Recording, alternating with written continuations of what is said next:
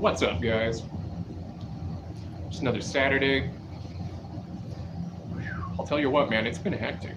I always think, oh yeah, Saturday's gonna be chill, it'll be a cool day, calm, whatever.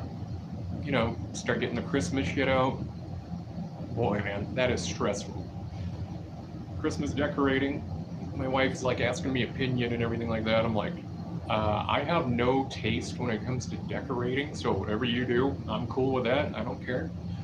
As long as I get to blow up my inflatable Grinch thing out front or whatnot, perfectly fine with that. But like, it's I'm glad. Uh, my prior marriages, didn't exactly like to celebrate the holidays like I do, but so having kids and everything like that, that's a cool thing. My wife gets way into it, man. She loves the holidays, so it's awesome. It's freaking great. And I'm a big kid. All you guys haven't noticed yet, but yeah, man. So we're like at the hardware store, Menards. They sell all sorts of decorations and things too, right? And this nativity set. I'm not big on like putting that stuff out or whatever. And I said, oh, I don't want that bullshit or something like that. And I looked up, and my wife wasn't sitting next to me. It was some other lady with their kid. And I was like, sorry, and just kind of like start walking off. I'll feeling awkward and whatnot. But I don't know. Interesting things going on in South Dakota today. Um, the deer hunt for people that are handicapped um, is going on today. Usually, there's a route when I get off work or whatever. My wife and I go for a drive, usually every day, every night, or whatever. And today it's closed off, but this route, I go paddle boarding there, I go fishing there, all this stuff. It's right next to the dam. There's some pretty good, tree coverage and things like that for animals. It's where I saw my Wendigo that nobody believes me I saw, man. Right in that area. Well, anyways, they've got a bunch of hunting, like, look like little shacks, sheds, whatever. I mean, they're deer blinds.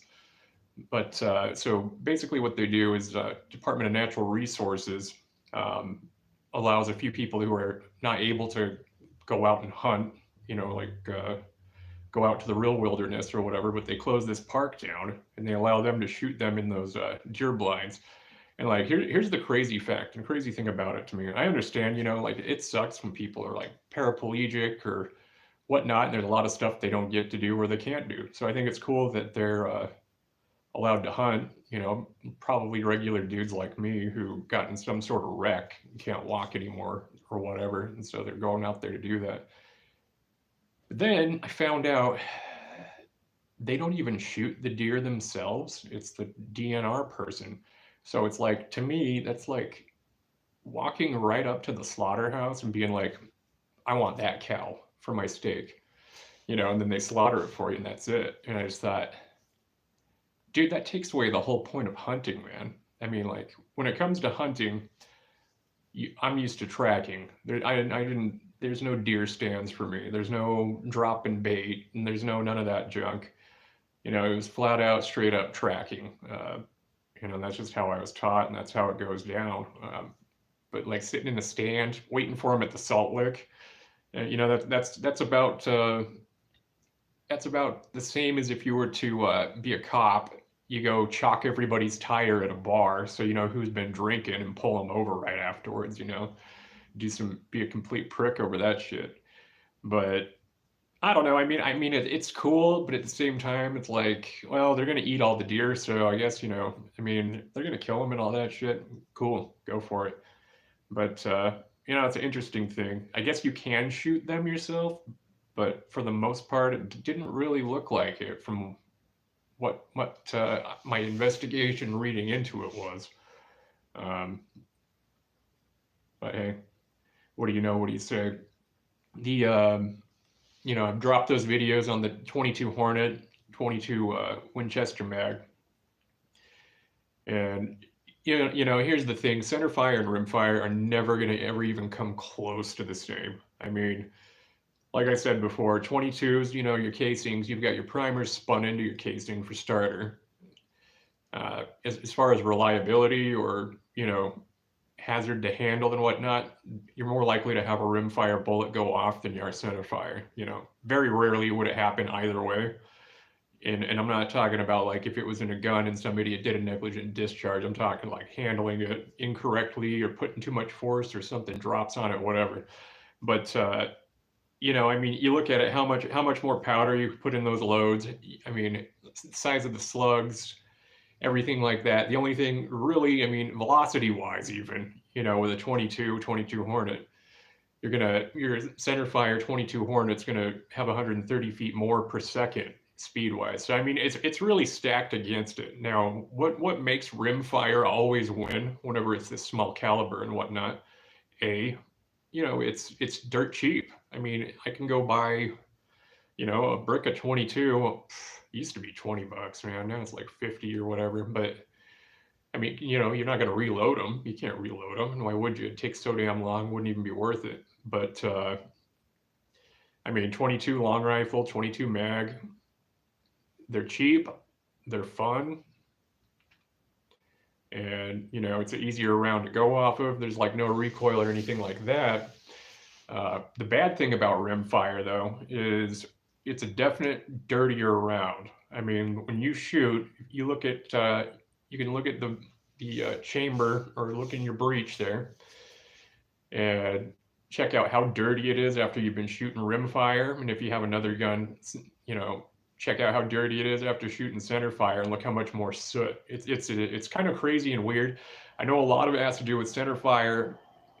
The explosion when it comes out, like the round is malleable, and basically the casing is malleable. Basically what this means is it goes into the chamber, it slides into that spot or whatnot, and it fits better, when it's brass for starters. Well, with like these rimfire bullets, because of how thin they are, they slide in, they're malleable and everything along that line. However, it bends so much easier and everything along that line. The round, ignites, it goes out, round hits, blowback, blows your bolt back, ejects your shell, everything like that. But as it's doing that, it's not concentrated straight forward. So you've got your propelling gases, hitting the rifling in the barrel. Meanwhile, you've got all the gas blowing back with all the soot and all the crap. And so if you look at a gun, I mean, like that's going to be the case.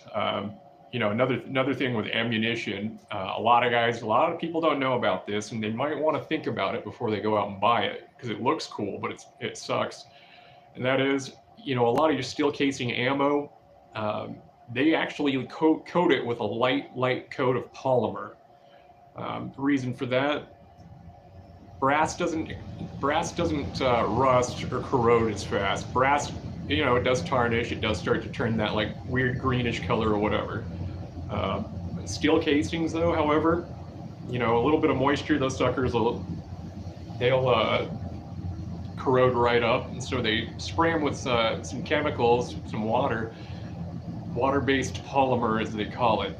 But that polymer, unfortunately, you're shooting your rifle, and one of my Mini 14s that I had wouldn't take steel shot. Like it would bust the shell over and over and over. I had to buy an extractor, and I was always worried about a squib load or anything like that dangerous because of it. But I mean, that polymer, light polymer amount just builds up over time.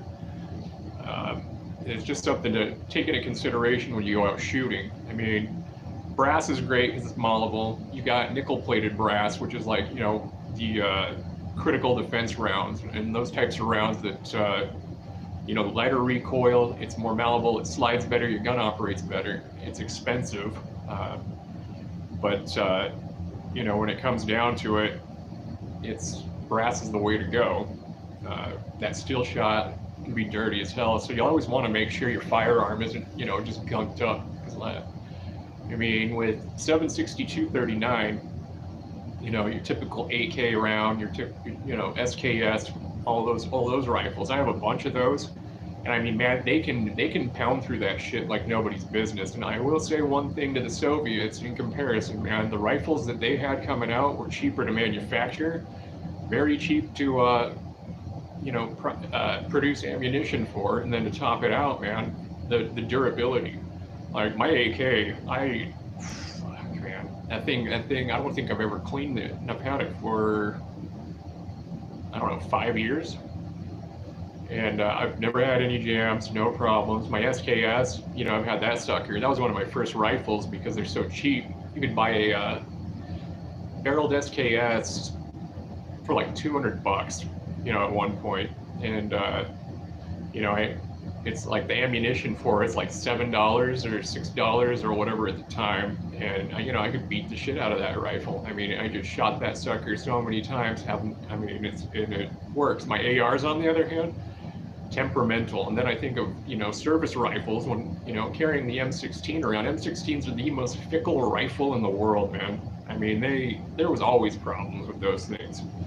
Nobody ever wanted to put it on fully auto on account of it would always just burn up, and they sucked.